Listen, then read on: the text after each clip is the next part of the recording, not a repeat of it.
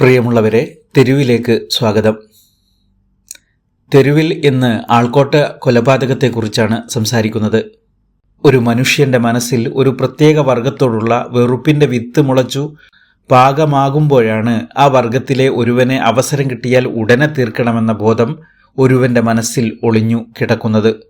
മനുഷ്യരെ വിഭജിച്ചു ഭരിക്കാനുള്ള തന്ത്രത്തിന്റെ ഭാഗമായാണ് വെറുപ്പ് മുളപ്പിച്ച് വിളവെടുക്കാൻ ചിലർ ശ്രമിക്കുന്നത്.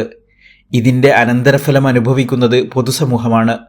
രാഹുൽ ഈശ്വർ പറഞ്ഞതുപോലെ, ഒരു മനുഷ്യനെ കൊല്ലുമ്പോൾ അയാളുടെ ജീവനും ഒരാൾക്കൂട്ടത്തിന്റെ ജീവിതവും നശിക്കുന്നു. വെറുപ്പ് കൃഷി ഏറ്റെടുത്ത് വിജയകരമായി ചെയ്തു പോരുന്ന ഏജൻസികളും രാഷ്ട്രീയക്കാരുമാണ് ഇതിന്റെ ഗുണഭോക്താക്കൾ.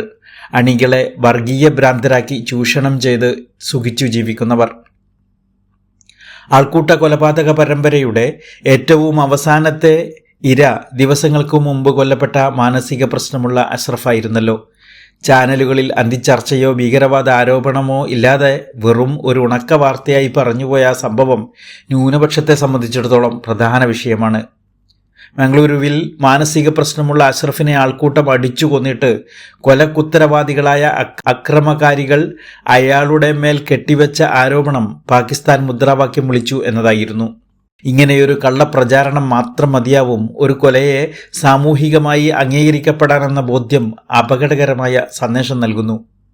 അത്ഭുതപ്പെടുത്തുന്നത് ഒറ്റപ്പെട്ട ചില പ്രതികരണങ്ങൾ ഒഴിച്ചാൽ കേരള മാധ്യമങ്ങളുടെയും മുഖ്യധാര രാഷ്ട്രീയക്കാരുടെയും ഭരണകൂടത്തിൻ്റെയും മൗനമാണ്.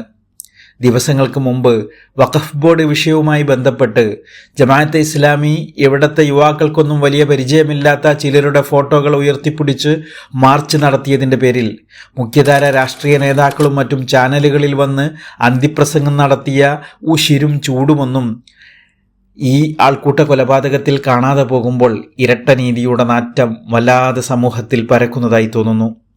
നീതിയുടെയും സുരക്ഷയുടെയും പ്രതീക്ഷകൾ നഷ്ടപ്പെടുന്ന ഒരു സമൂഹം അസ്വസ്ഥരായി മാറുന്നത് നാടിനും സമൂഹത്തിനും ഗുണം ചെയ്യുകയില്ല.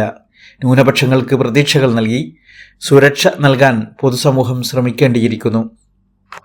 ഐക്യവും സ്നേഹവും തകർക്കാൻ ശ്രമിക്കുന്നവരെ നമ്മുടെ രാജ്യം ശക്തമായി പ്രതിരോധിക്കേണ്ടിയിരിക്കുന്നു.